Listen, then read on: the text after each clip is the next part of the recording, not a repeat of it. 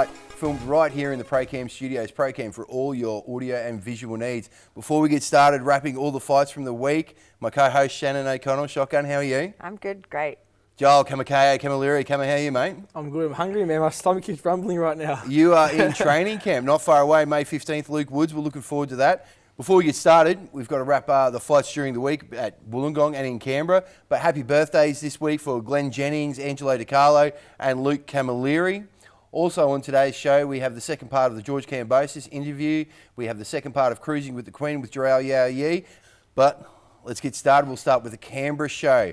Shotgun, Arsene Foster, Jamie Porter. Yeah, that was an interesting matchup. Jamie Porter took the fight on 2 weeks' notice, lost on split decision. I thought he came home really strong. Tough man. Camera, obviously, Arsene Foster being unwell at the beginning of his camp, but Jamie Porter off 2 weeks' notice. You'd think that the Django fight, if it came off, would have been a hard fight for Arsene Foster. Yeah, well, I think, Arsene Foster, it doesn't matter what happened in camp. He's got to prove himself in his next fight now. I think that if he goes and fights Django, I think Django wins pretty comfortably after that performance, but Foster might come back for a better performance, but no one will know until it happens. It seemed like he could rock Jamie Porter, just couldn't put him away, Shotgun. No, there was a few times he'd land a good shot and then give him a minute to recover. He just ran out of steam. From there, we moved to Bendencio, TC Priestley. Cammer. That was a good fight, man. They went hammer and tong. They were swinging punches. They were both landing shots. Dencio was winning the fight. But TC Priestley pulled something out of the bag like he did in his last fight. So they fought twice now. Both times he was down and both times he stopped Dencio on TKO. So it's a good effort. That for the Australian super featherweight title. 9th round stoppage, Shotgun.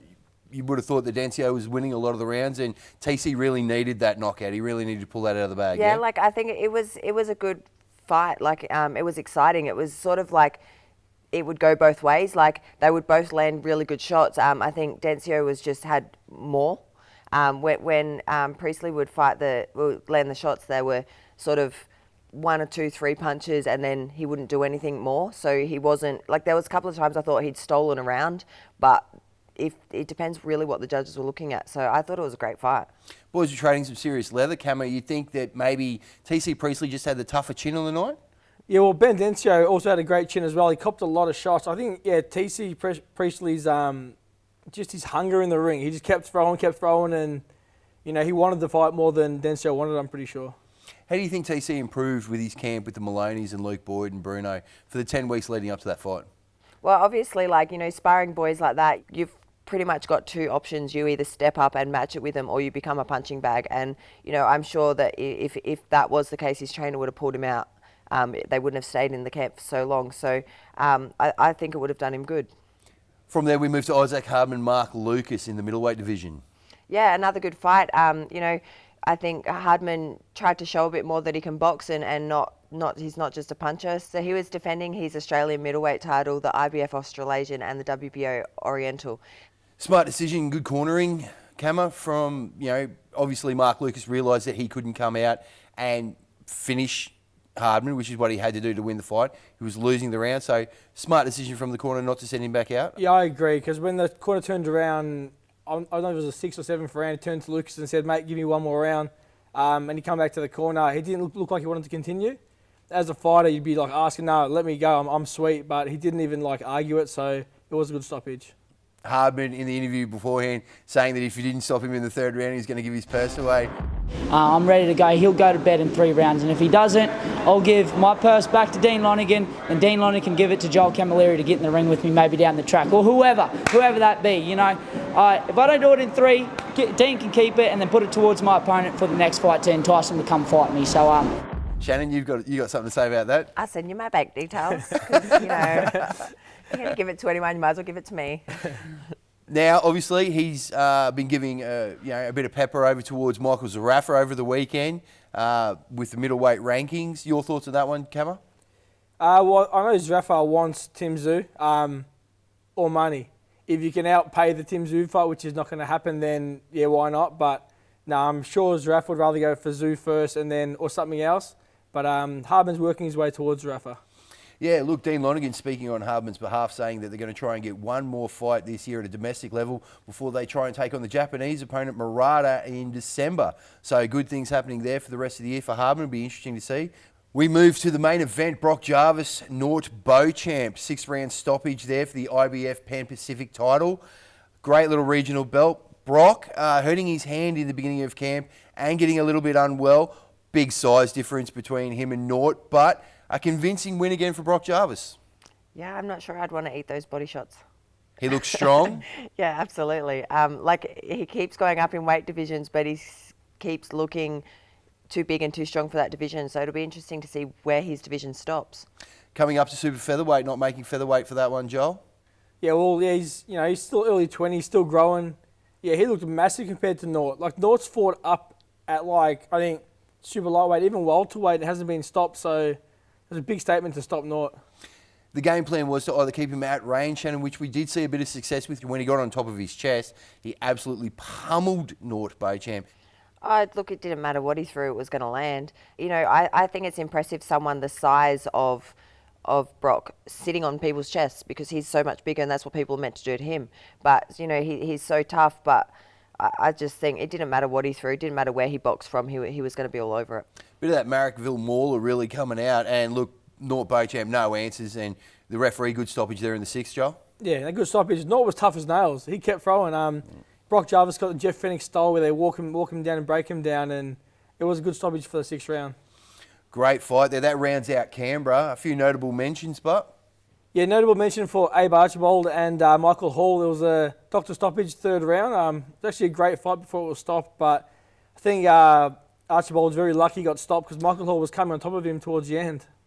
And George Kambosos winning over 4 rounds as well. That rounds out Canberra for us. A great little fight night held by a Capital Fight Show. George Kambosos, we've got the second part of his interview with his lead-up fight against Teofimo Lopez. Obviously campaigning in Miami at the moment. This is what he had to say. Mate, the mental headspace must be amazing at the moment. Are you working on anything in particular there, or are you just riding the flow? I've always been very mentally strong. Anyone that knows me knows how strong that side of things is for me.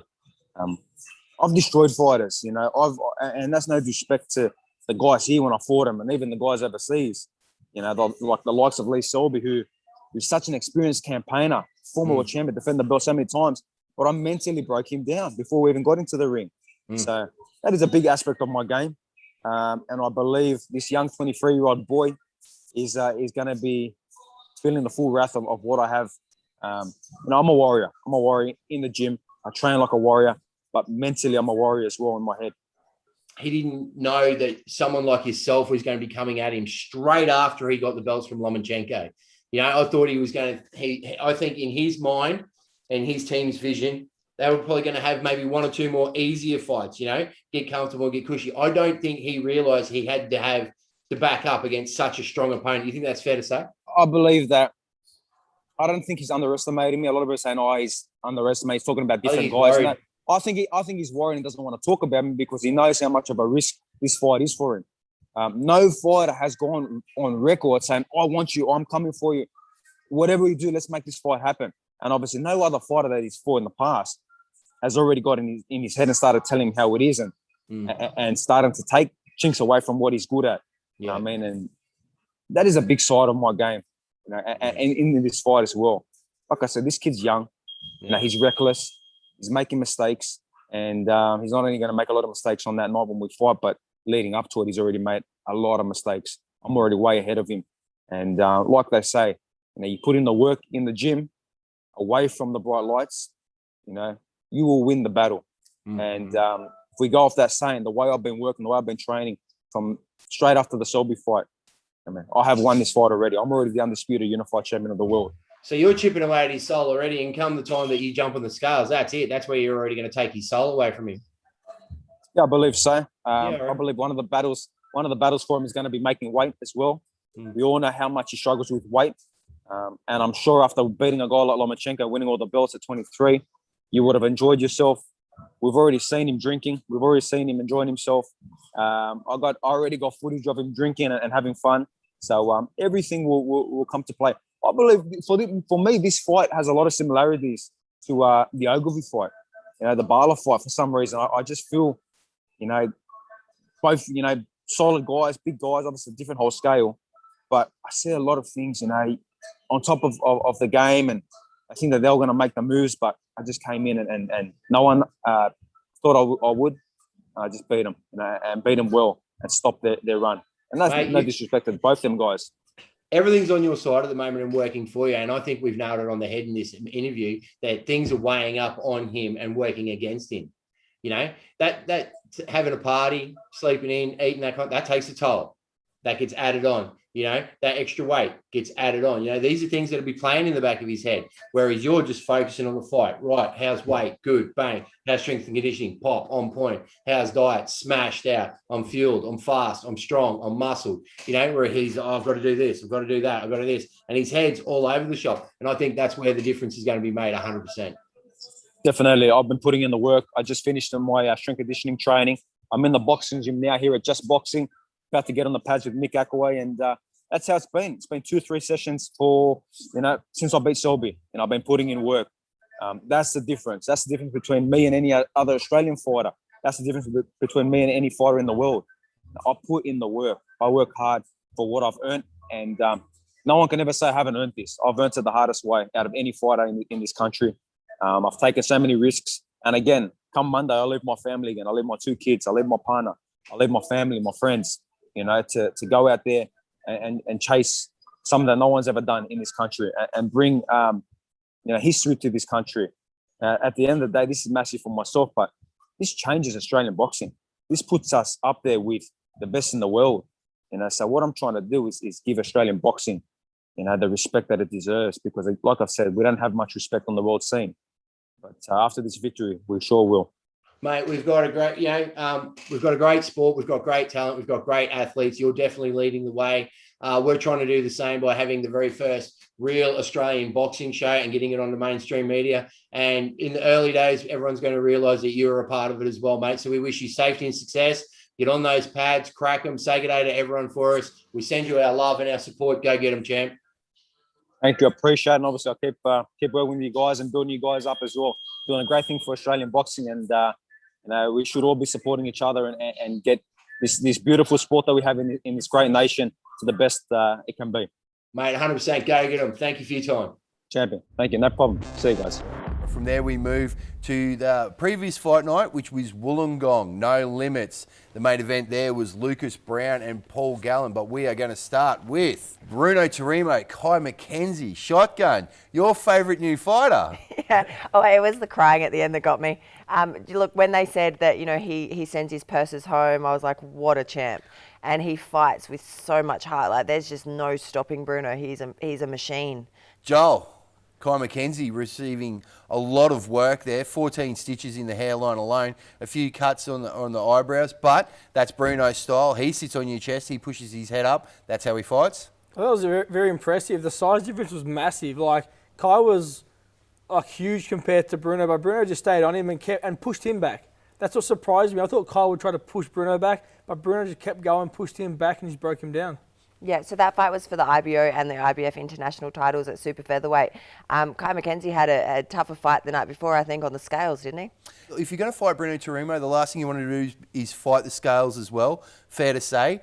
Yeah, well, over those kind of long fights, if you're draining yourself as bad as Kai looked like he done it, then as the rounds go on, you're just going to keep fading and fading, which he did. And especially against someone like Bruno Tarimo, he's going to keep breaking down, stay on you. So it wasn't great for Kai. Yeah. Also, if you know that your opponent's struggling on the scales, you're gonna bring that pressure. And he did from start to finish. Yeah. He looked like that when he was on the pads with Nobsy, and he did that in the ring. From there, we moved to Lenny Zapavinia, Dan Kennedy, Kama.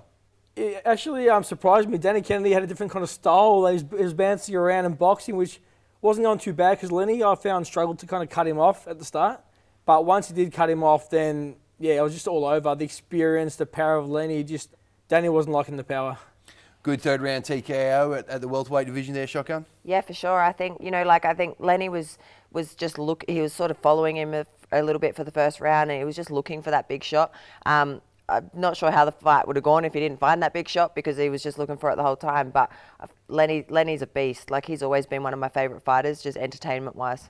Stevie Sparks, Jack Brubaker, Shotgun. That was an exciting fight. I think that was, the lead up to that fight was always going to make sure the fight was exciting. Spark got caught in the first round, and that was a little bit of a shock to everyone. But then he just boxed. I guess, did he get caught cold? Maybe. I felt like Brubaker just walked into the same shots over and over and over again. If Spark moved this way, he threw that punch. If he moved that way, he threw that punch. And Brubaker couldn't adjust. Your thoughts, Camo? It's going to be hard to get Sparky back into Toowoomba after those big lights. Yeah, I reckon as well. It was Spark's first step up in class and events as well. So, he got caught for a nice right hand at the start. His knee just touched the floor. He got up, and after that, he outboxed Brubaker. Obviously, Jack being trained by Jeff Fennick. A lot of instruction coming out of the corner there. What happens? What's next for Jack? Hopefully he doesn't have such a big layoff. But Stevie Spark, where does he go from there? Obviously, we spoke about Lenny Zapavinia and the welterweight division. There's Andrew Hunt as well, but there's a lot of great fights in that welterweight division. Ben Kite's still not out of the picture yet. Stacked division. Yeah, no, I actually think Brubaker and Benny Kite would be a great fight. Great Both fight. coming off of losses, so. Great fight. From there, I guess we go to Liam Wilson, Francis Chua. Cammer.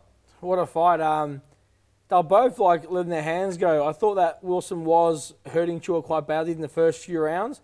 And then once I seen his right hand kind of went a bit missing, Chua just showed how tough and how brave he is and started landing some shots. It was a much better fight than I thought it would be. Look, a tough fight, Shotgun. Both boys breaking their hands early rounds. Well, later part of the early rounds. Francis Chua's stupid tough. He really showed. The first few rounds, I thought, he don't think he wanted to be there. I think Liam possibly could have finished it then, but possibly lost a little bit of focus there. Then he busted his hand, so he couldn't throw it as solidly, and it ended up being a really good hard fight, and it got Liam rounds. So he's going to learn a lot from this, Cammer, coming out of that, getting that exposure, having to do those rounds, having to tough it out instead of just knocking out his opponent very quickly. Yeah, well, getting the rounds is always great. He's a tough opponent like Chua, and now people are saying, how powerful is Liam, and how good is he? So then the next fight, he's going to want to prove himself that he's better than what he was on that night. Absolutely, absolutely. I think that's one of those kind of adjustment fights, much like Zoo and Camilleri with yourself, mate, where Zoo went the 10 rounds with you, has made the adjustment, and he's been getting rid of opponents very quickly since. Main event time, guys. Main event. This is the one that everyone's talking about. Gallen versus Browne. Shotgun, we go to you first. can we unleash me? Yes. Browne got hammered. All these claims of back of the head. Mate, if your head was up, Gallen wouldn't have been able to reach it. I watched the replay. It's not like Gallen was lining him up and hitting him in the back of the head. He knew that he had him hurt. He chased after him. Those punches never come off completely clean. There was some clean shots in there, but yes, they were clubbing. He was swinging. He was trying to stop him. That's what happens. All these claims of, it was a bad decision and it shouldn't have been stopped. He should have been disqualified. Piss off. Camo, do you want to talk about Lucas's claims about the clubbing to the back of the head, or do you think he just would have got stopped anyway? Or I think, to be honest, I judge a fighter by their preparations, okay? If I'm fighting someone, especially Gallen, an ex-NRL player who can kind of ruin my career by losing to him, I'd be sparring the best guys I can, training the house down. I'm not going to mention who he was sparring, but his sparring partners and that just showed that he wasn't taking the fight seriously. So by him going in there and making these claims now after that training camp, there's no excuses. it could be mentioned that he took it a little bit lightly. He obviously didn't start his camp properly until he got to Dreamtime in Penrith there. By that stage, you know, he'd only had a couple of weeks out from the fight. He needed to be doing that preparation long beforehand.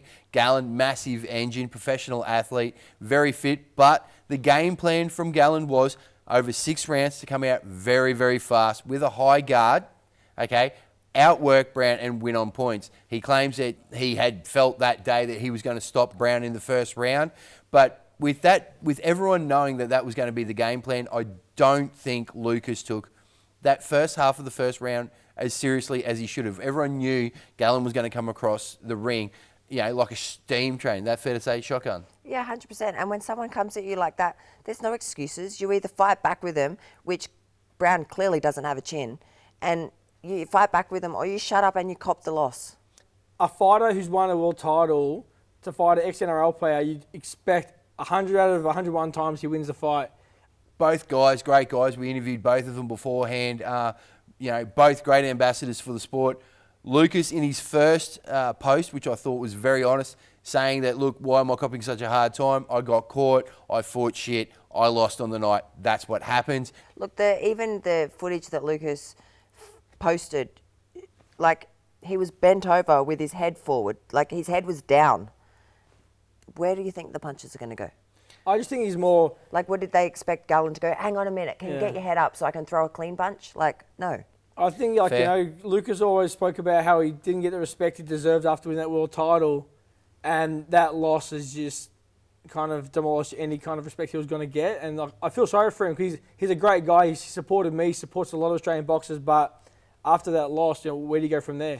It's a hard one to judge, but look, the result is the way it is. The W in the column for Gallen. Absolutely. He's number 2 in Australia now, number 60 in the world. Who would have thought that? Where do they go from here? It's hard to say. Gallen and Sonny Bill Williams aren't going to happen because they both work for Channel 9. Sonny Bill Williams wanting a fight towards the middle of the year, looking around July. Barry Hall's going to be on that card. This one's going to be going through Stan Australia. So whether that's got something to do with mainstream TV, we're yet to see. But it won't be going through Fox. So interesting developments there. Will Browne go to Fosso? Is there an Alex Leopi? Where does he go? We can only wait. Shotgun, a few notable mentions on that fight night as well. Yeah, Viviana Ruiz had her debut, winning a third-round stoppage. Awesome work. But a great fight night, big feel. Wollongong Stadium, turning it on in the basketball stadium there. Kiss cam, dance cam, things like that. Made for a really great event. Yeah, it looked like a great show. I watched it on TV and, yeah, looked awesome. Yeah, I've heard some great things about the event. I wish I was there, but yeah, all the kiss cam and that from the NBL and NBA, they're stepping it up quite a bit now. They've never not put on a good show. From there, we move to the second part of Cruising with the Queen with you and Jharal Yow Yeh. Great interview split into 2 parts. Here's the second part. Hi guys, I'm Shotgun Shannon O'Connell and this is Cruising with the Queen.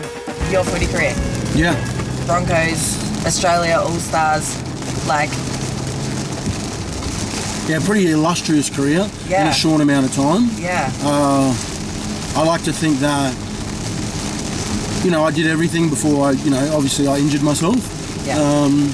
But I had fun. I really, right now, I'd probably still be playing footy right now. But it's hard to say also because this day and age, man, kids are so good at rugby league, they're so talented. Yeah, but I still feel like the experience comes in as well. Yeah, most definitely does. I think when I actually, it sounds really weird, but when I stepped away from the game, I seen it a lot better than I did when I actually played it. Yeah. So now I see things that I probably never would have saw. But I think that's a coaching, mentality as well. I just do it because I enjoy the camaraderie. Yeah. But also I want to win. I love winning, but I thoroughly enjoy that part of the game of footy, is that just having, playing footy with your mates and having that bond in a team sports, yeah. So with your injury, if there was something that you could say to young athletes that go through something like that or have a setback or hardship, even in life, I guess, not just sport, what would it be? Oh, it's a good question. I think surrounding yourself with good people is one. You got to realise that your sport that you love to do is definitely something that fills your time, but it's not the way of life. It's not, rugby league for me wasn't always going to be the way of life, but I didn't know that until I hurt myself. Yeah. So, one, always having a second plan, like a plan B, not putting all your eggs in one basket, and it's hard to do when you're a young kid, I think. But 2 is not letting things get to you and surrounding yourself with good people, because it's really, really hard to stop that. Oh, this is everything for me. Rugby league is everything for me, or boxing, or sports in general is everything. You only get a smaller part of your life where you get to do it, Yeah, I get that. I completely get that. Even with Chop, people have been saying, it needs to hang up the gloves. And I understand why he's still going. Well, he's not now, but why he was still going, because it's hard to walk away. The way I wanted to be remembered is not just a good footy, I wanted to be a larrikin of the game. I wanted to be known as a good person. I wanted people to talk about me in high regard. It's hard to stay at the top because people don't want you to be at the top. Yeah. And, you know, I was lucky. And when I say lucky, I was fortunate enough I never had that, because I got to the top, but I wasn't there long enough to people to bring me down. So it's hard to leave a legacy in any sport and what you want to do. But I think the biggest one for me was to make sure that I had, you know, my last name was, you know, I left a legacy with that, and, you know, my family was proud of me, and that's what I wanted to leave. You know, the footy side of stuff was just a bonus. I think people sometimes want to chase different things. You know, money's one of them. Fame, a lot of fame is all, and if you want to chase that, that's fine. You know, you can do that. But that was just not me. That's just not what I wanted to do. I just, you know, the fame's a bonus. You know, it's enjoyable at times, but it also can be a downfall for you. Yeah, for sure. You know, and I can't go to the Logan shops without getting someone ask me for a photo. 100%. You know, and that's I'm Logan famous. that's a cool thing. You know how many people live in Logan? A lot of people. But I think Brisbane, you know, for myself, when you play for the Broncos, you just become this person that everyone's always going to remember. Yeah, for and sure. It's actually really nice. It is really nice, because you do a craft that you just think, oh, I'm just playing a sport, but people love it. Like for me, I watch other sports, so I'm a big soccer fan as well. I watch basketball. So when I think about the impact that those sports make on my life, like I enjoy, you know, that for soccer, you know, the 90 minutes they play, I'm like, this is so cool. I can just enjoy. Boring. I know, but see, that's why I just enjoy no fights or anything. No. That's why you don't like it. I just love the tactical That's side. probably my favourite part of footy. Yeah. Every now and then there's a fight. If I wasn't the age I am now, because I actually didn't have a lot of patience when I was younger to watch soccer. Because you're like so old now, hey. My body feels old, that's for sure. But I think, you know, when we go talking about that, you just get in, you know, it's enjoyable to watch other sports and to understand that gives you joy. So that's what people do when they watch you. We're privileged to do what we do. You know, you're privileged to go be a boxer. Driving around NRL styles in my Mazda, my awesome Mazda. Thanks, Luke. Yeah, thanks, Lukey. The best of the business. If you want a car, go down to Grand Prix Mazda Aspley. But honestly, I think, you know, that's one side of me that I've understood, is that, you know, we are privileged to play a sport and live in such a great country, and sometimes we don't see that. We just had our first, he's a month old. Oh, no. Don't let him become 14. They're horrible. I've got a 14-year-old as well. Oh, really? Yeah. Obviously, I think it's sort of given that you're going to encourage him to do sport. Yeah. Do you think it'll be rugby? It's a good question. A lot of people ask me this. A lot of people have already said... Do you have resentment towards the sport? No way. I just also have a love for my son that I want to make sure that he enjoys his life. I don't want to put something on him that I did because I want him to do that. Yeah. I want him to choose whatever he wants. What are Joel's questions? How old were you when you had your first kiss? Ooh, first kiss. I know this is going to be... I was 17. Wow. Yeah. I was frigid. Oh my God, that word. No, I don't know. I can't remember how he wanted us to turn it off. No, do we have to headbutt the camera now, or? Oh, is that what he does? Yeah. And then he makes it all dirty, and then I can. Oh no, we don't. Sorry, we'll Joel. just leave it. We're not headbutting anything, mate. No. We'll just leave it. Pleasure. Yeah. There we have it, a big week of fights, a lot coming up, but a lot to talk about. Guys, great, juicy subjects. Good to be back on the couch. It is awesome to be back on the couch. It's been a great week. I'm looking forward to my fight, but yeah, there's been some great fights in Australia lately. Cam is training hard. He's been for like 2 runs. 12 sets of stairs, not 72. 78, mate. 78. Oh, sorry. So good to have you both back on the couch. I think we'll keep that part on the show. I hate her. Because it's good for a laugh. But thanks for tuning in to Before the Fight. I'm Rob Schyff.